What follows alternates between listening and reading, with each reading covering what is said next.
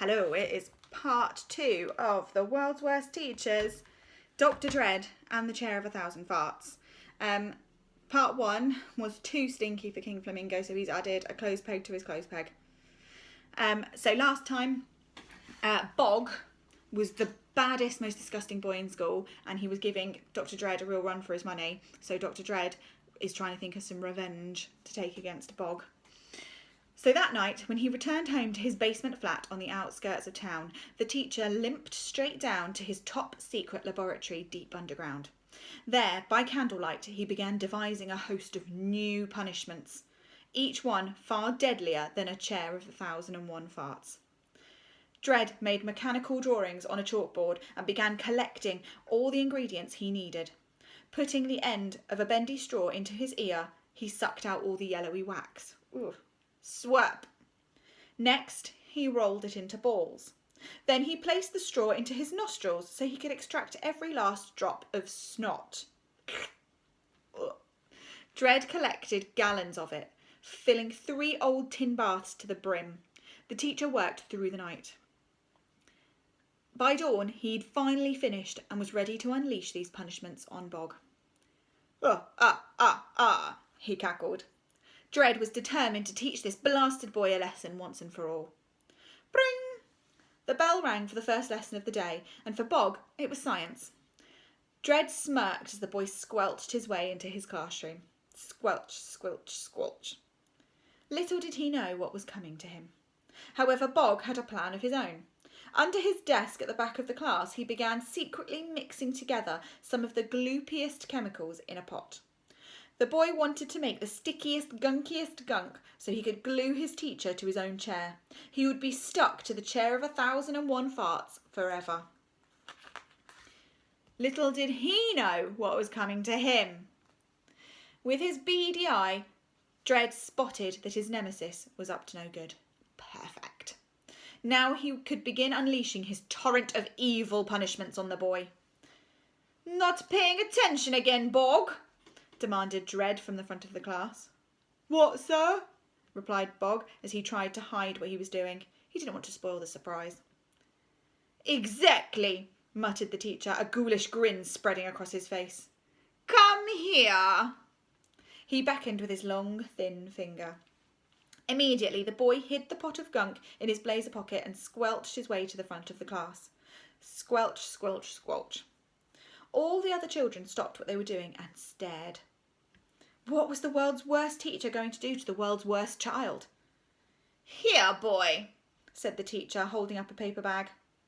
Because you have not been listening again, you must eat one of these jellies from my bag of doom. Bog peered down into the bag at a collection of sad-looking, soft and shiny sweets. Bag of doom? What are they made of? Asked the boy suspiciously. Try one and tell me. Bog shrugged and rummaged in the bag before popping one in his mouth. Taste a bit sour, he replied. That's because, Bog, began Dread, they are made of my own earwax. Ah! All the kids in the class were repulsed. Not Bog. The boy rummaged in the bag and popped another one in his mouth. Scrumptious. Then he helped himself to a handful that he stuffed into his trouser pocket. I'll have those later as a snack. The teacher thumped his desk in frustration. Still, Dread had plenty more punishments planned. No matter, boy, he growled. Go and stand in the corner. Bog did as he was told. I do hope it doesn't snow, announced the teacher. Snow? Inside, sir? Yes, inside, as you come face to face with the bucket of misfortune. The man pulled a cord on the wall, which emptied a rusty old bucket concealed overhead.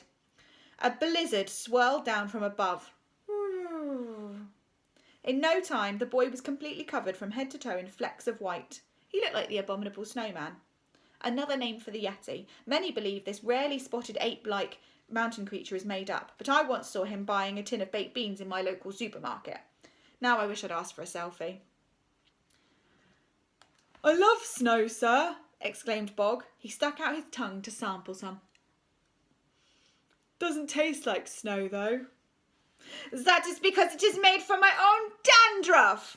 Yuck, went all the kids in the class. Oh, good, I need some spare dandruff. I had all but run out.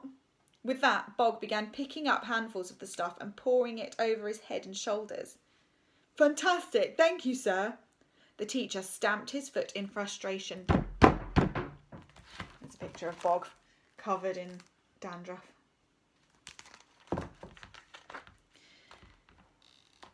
If the bag of doom and the bucket of misfortune have not brought you to your knees, then this certainly will. It is the hose of horror. With that, Dread lifted up a hose that was connected to a huge cylinder concealed behind his desk. The teacher turned the nozzle and shot a torrent of slime straight at Bog. Splut! In seconds, the boy was covered from head to toe in greeny, browny, yellowy sludge. I wonder what this is going to be. It was mainly snot, but goodness knows what else the bad doctor had added to the mix. All the kids screamed and leapt up from their desks in disgust. Ah!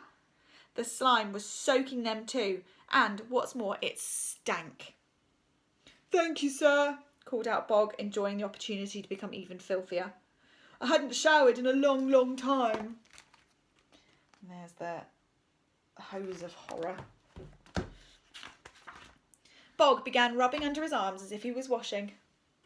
I imagine never, exclaimed the teacher. Actually, I am going to make it a bath for you now. Dread spun the nozzle and the gunge splurged out at an alarming rate. Splurt! As all the other pupils rushed to the door to escape, the gunge was filling up the science room.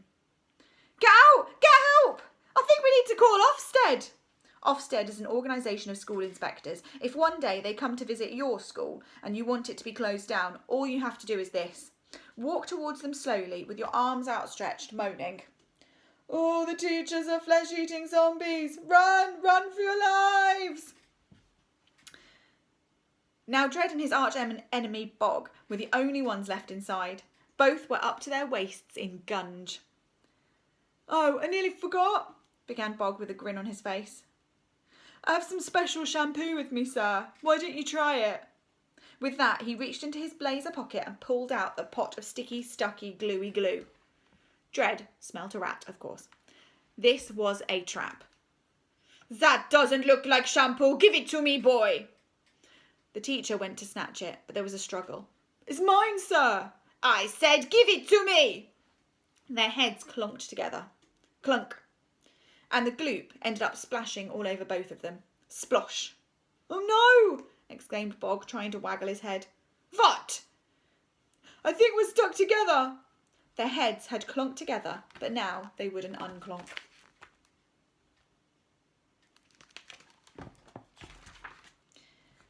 It's not shampoo, sir. I guessed that. It's the world's most super-duper whooper glue. I highly doubt an ignoramus like you would be capable of inventing such a thing, declared Dread. Using all his might, the teacher tried to free himself. But it was no use. Dring! The bell rang for the end of the lesson. Bog! Barked the teacher. Yes, sir, replied the boy. Stay behind! Don't think I've got much choice, do I, sir? Oh, no. Indeed, he didn't. Globular earwax, asked Bog, rummaging in his pocket for the bag of doom. Don't mind if I do. The two sucked on the yellow sweets. The glue was so strong that the pair were now stuck to each other. Forever.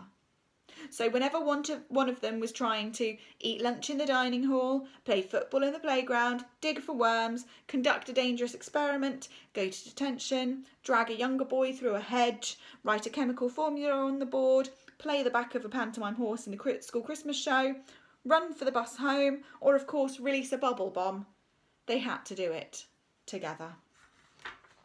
So Dr. Dread and Bog, the world's worst teacher and the world's worst child, ended up with exactly what they deserved. Each other. There they are. Can you see? That's the end of Dr. Dread and the Chair of 1,000 Farts. Next, we've got Miss Seeth's detention rampage. All right, see you next time for that one. Bye.